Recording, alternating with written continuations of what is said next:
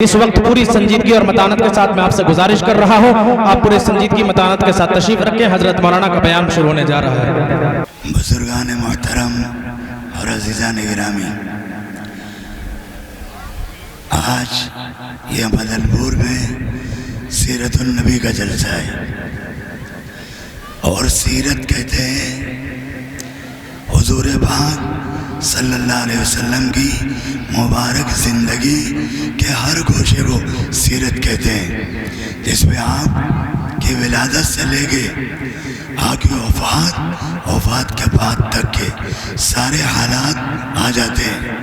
حضور کا رہنا، چلنا پھرنا، کھانا پینا، سونا، گفتگو کرنا، بات چیت کرنا، دعوت و تبلیغ کے لیے جانا اور حالات کا پیش آنا، حضور کا مقابلہ کرنا، یہ ساری چیزیں سیرت کے اندر داخل ہوتی ہیں۔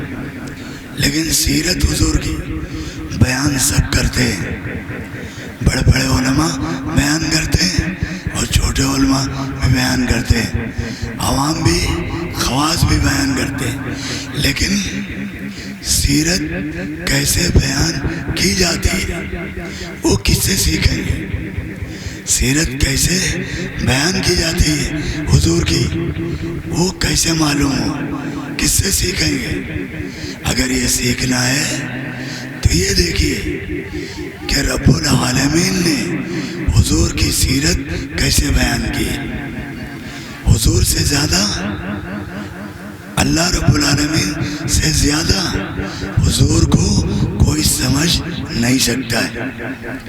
حضور صلی اللہ علیہ وسلم خالق ہے، اور حضور نے ساری چیزیں، اللہ تعالیٰ نے حضور کے اندر وہ ساری چیزیں رکھ دی ہیں، گویا کہ جو حضور چاہتے تھے اللہ نے وہ ساری چیزیں حضور کے اندر رکھی۔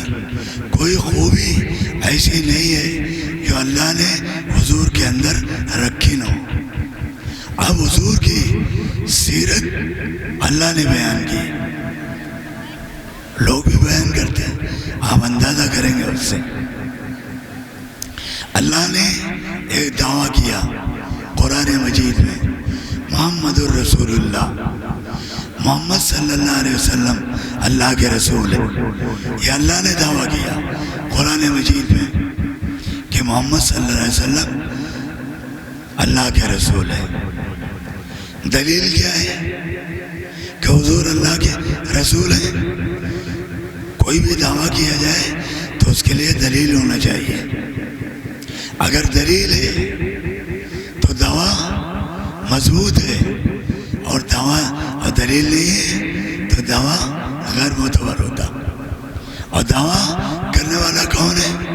اللہ، کہ محمد صلی اللہ علیہ وسلم اللہ کے رسول ہے۔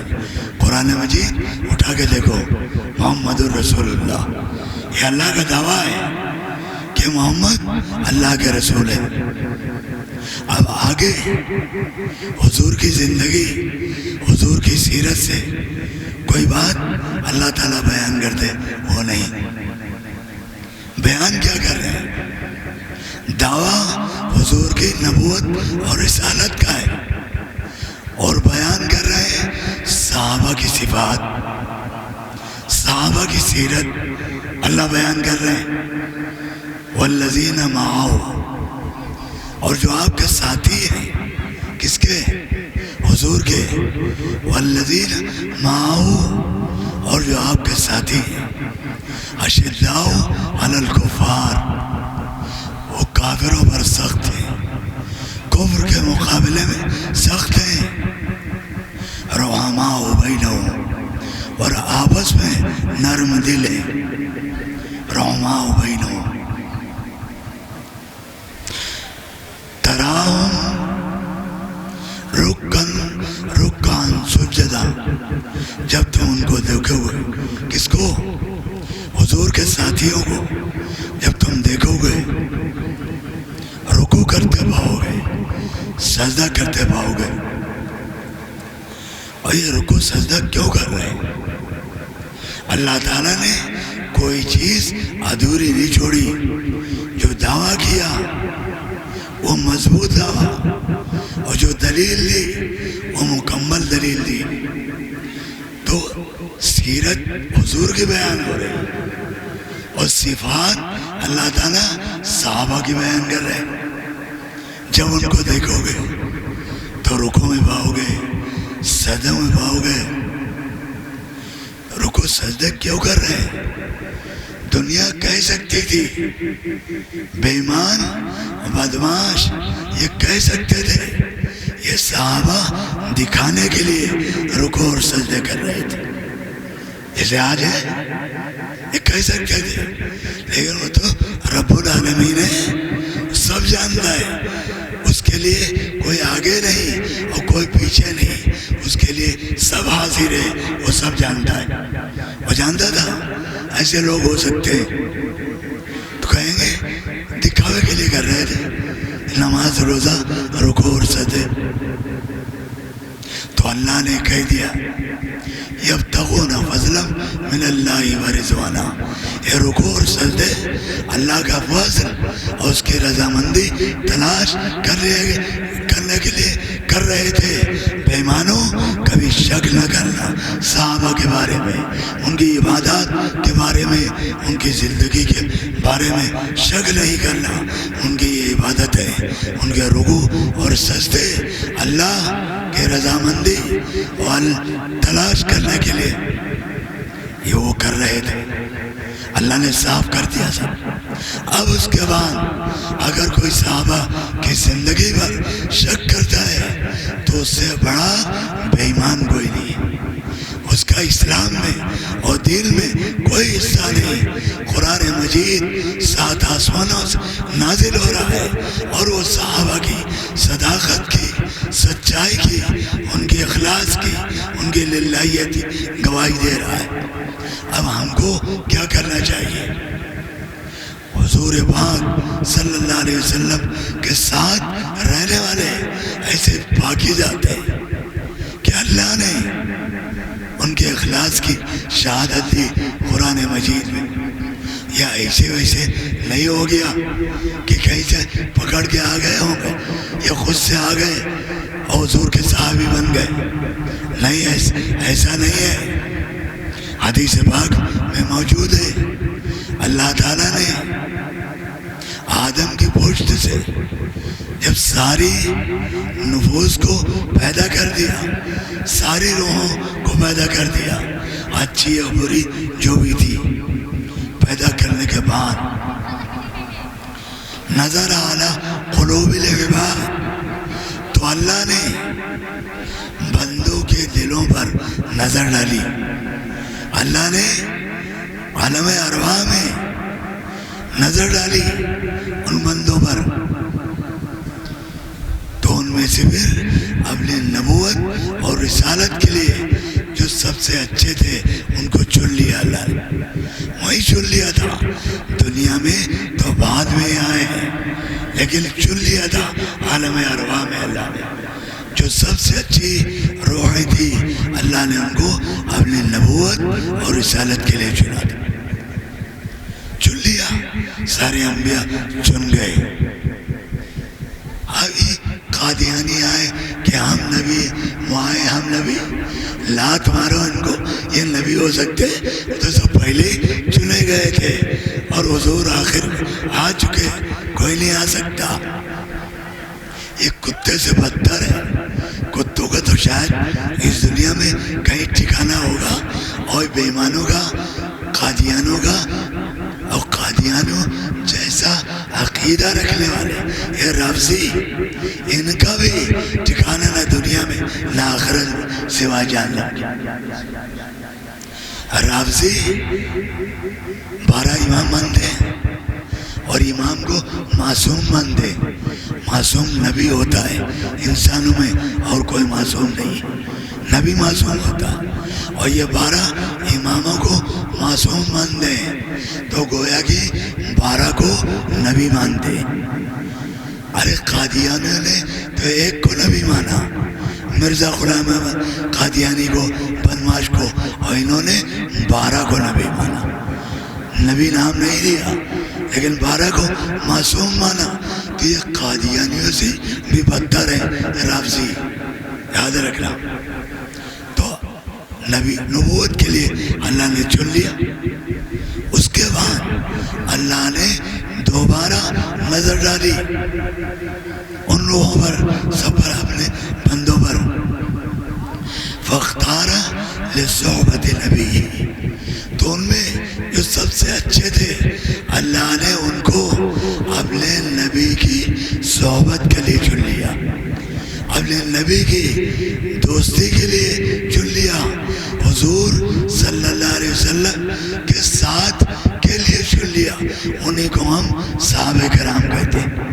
اللہ نے چن لیا تھا، خود سے کوئی صحابی بھی نہیں بن سکتا تھا، اللہ نے بنایا حضور کا صحابی۔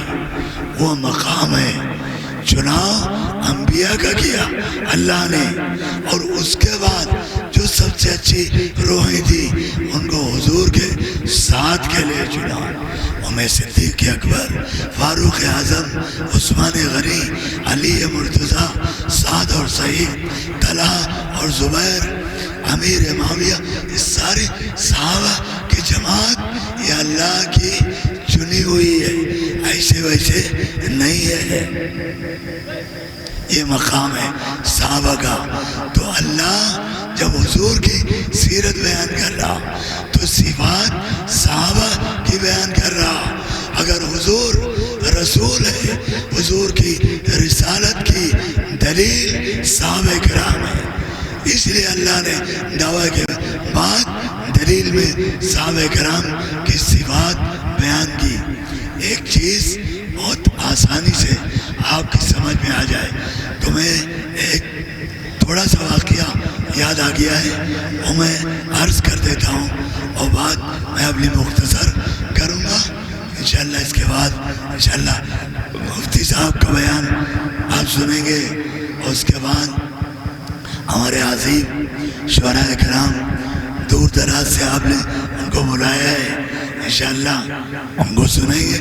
تو ہم زیادہ دیر حائل نہیں ہونا چاہتے، لیکن بات موقع کی یاد آئی تو آپ کو سنا دیتے کہ کیسے انتخاب ہوتا ہے، ہم آپ نہیں سمجھ پاتے۔ دارالعلوم دیوبند کا نام سنا ہے؟ دارالعلوم دیوبند، اور آج کہیں اگر یہ نعرہ لگے دیوبند دیوبند یا زندہ باد، تو اس کا مطلب ہے دارالعلوم دیوبند نہیں، مظاہلوں اور ندوہ نہیں۔ جتنے اہل حق کے مدرسے صرف وہ نہیں، جتنے مسلک دیوبند کے ماننے والے اہل حق ہیں دنیا میں کہیں بھی وہ سب مراد ہے۔ دیوبند اب تو ایک فکر ہے، ایک سوچ ہے اور ایک مسلک ہے جسے دیوبند کہتے ہیں، کسی مدرسے کا نام نہیں۔ مدرسے کا نام تو دارالعلوم ہے، مظاہلوم ہے، ندوۃ العلماء ہے، اور دیوبند ایک فکر ہے، ایک سوچ ہے، ایک مسلک ہے۔ اس دارالعلوم دیوبند کی ایک بات آئی، اور اللہ کے انتخاب پر بات آئی، یاد مجھے تاکہ آپ کی سمجھ آسانی سے آپ سمجھ سکیں۔ اس بات کو میں اس لیے کہہ رہا ہوں، دارالعلوم دیوبند کے معتمد تھے حضرت مولانا شاہ رفیع الدین صاحب رحمۃ اللہ علیہ۔ شروع کے دور میں وہ دارالعلوم میں آپ جائیں، جو نودرے کی عمارت ہے جس کے بارے میں انہیں نے خواب دیکھا تھا، جب مدرسہ بنانا تھا تو اندازہ تھا یہاں سے بنایا جائے یہاں تک، اور رات میں خواب میں دیکھا حضور تشریف لائے، حضور نے فرمایا اتنا بناؤ گے تو مدرسہ چھوٹا ہو جائے گا۔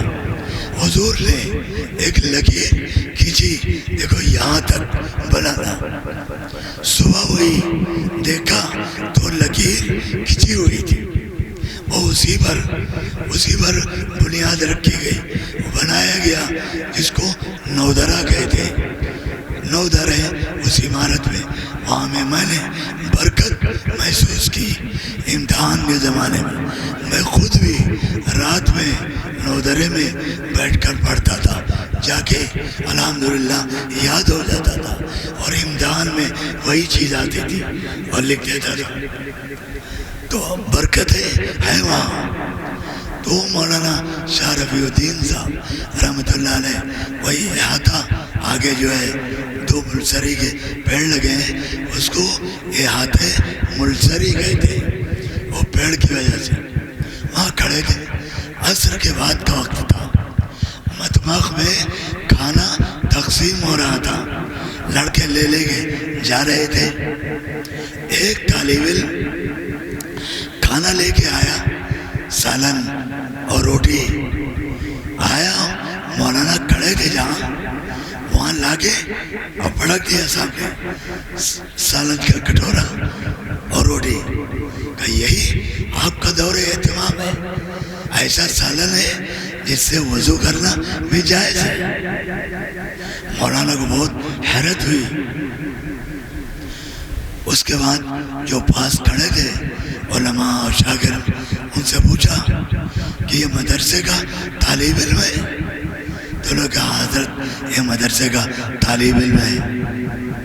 کہا نہیں، پھر کہا نہیں حضرت یہ مدرسے کا طالب علم ہے؟ کہا نہیں یہ مدرسے کا طالب علم۔ کہا حضرت رجسٹر میں نام ہے اس کا اور روزانہ کھانا لے جاتا ہے۔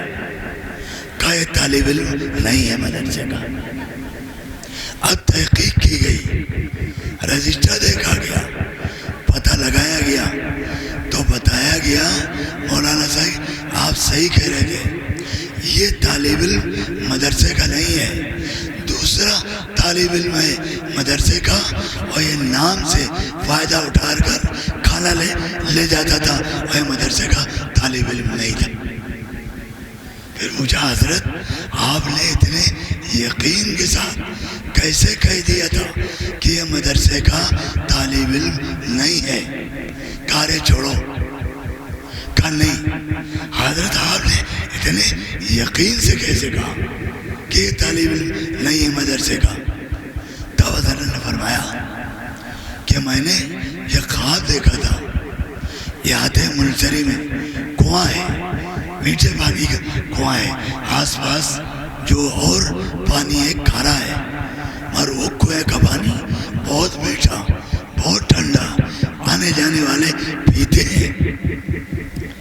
تو کہا میں نے خواب دیکھا تھا کہ یہ کنواں دودھ سے بھرا ہوا ہے، اور حضور صلی اللہ علیہ وسلم کھڑے ہوئے ہیں اور دودھ تقسیم کر رہے ہیں کنویں سے نکال کے، کوئی بالٹی بھر کے لے جا رہا ہے، کوئی کٹورا بھر کے لے جا رہا ہے، کوئی جگ بھر کے لے جا رہا ہے، جیسا ظرف ہے اپنے حساب سے لوگ لے جا رہے ہیں۔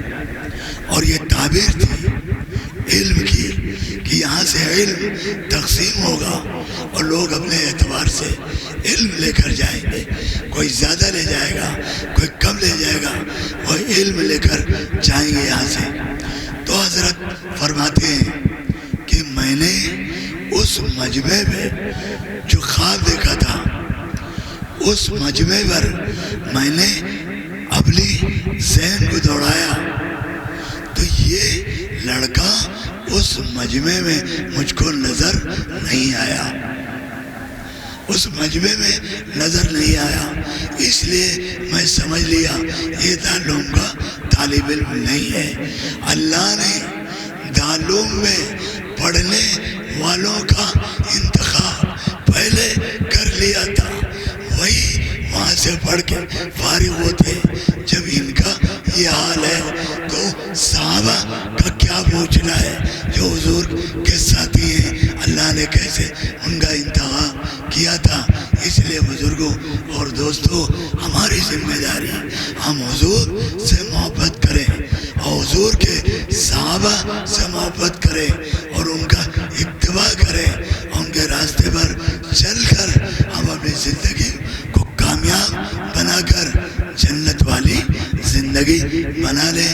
اللہ تعالیٰ ہمارے اس کہنے سننے کو قبول فرما لے، ان گزارشات کو قبول فرما لے، اور ہم سب کو عمل کی توفیق عطا فرما دے۔ بزرگوں اور دوستوں، نہ جلسہ اصل ہے اور نہ مشاعرہ اصل ہے، اصل یہ ہے کہ اس سے سبق لینا، جلسے سے اور نعت سے صرف تعریف نہیں، واہ نہیں، دل کے اندر اتارنے کی ضرورت ہے حضور کی اور صحابہ کی سچی محبت، اور محبت تب ہوگی جب ہم اس پر عمل کریں گے، تب سمجھو محبت ہے، ورنہ محبت نہیں ہے، صرف زبانی جمع خرچ ہے۔ تو سچے بنو مسلمان، زبانی جمع خرچ والے نہیں، سچے مسلمان۔ ہماری نماز مسجدیں 5 وقت بھری ہوں نمازیوں سے، ہماری مستورات گھروں میں 5 وقت کی نماز کا اہتمام کرنے والی ہوں، گھروں میں بستی میں پورا دین کا ماحول ہو۔ کوشش یہی کریں تو انشاءاللہ کامیاب ہمارے جلسے اور مشاعرے یہ بھی سب کامیاب اور اجر والے ہوں گے انشاءاللہ۔ آخر دعوانا الحمدللہ رب العالمین۔ تشریف رکھ کے آگے کا اعلان ہوگا، اسی اعتبار سے آپ سنائیں گے انشاءاللہ۔